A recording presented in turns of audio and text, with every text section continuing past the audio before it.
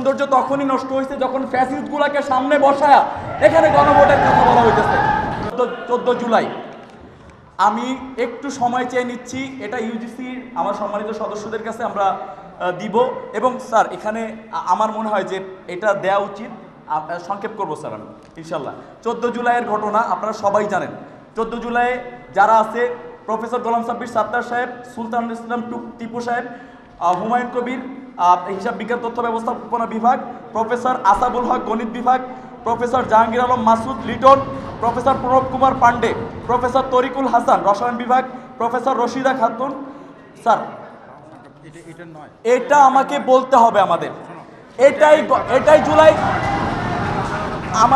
আমার মনে হয় যে এই স্যার অনুষ্ঠানের সৌন্দর্য তখনই নষ্ট হয়েছে যখন ফ্যাসিস্টগুলোকে সামনে বসায়া এখানে গণভোটের কথা বলা হইতেছে।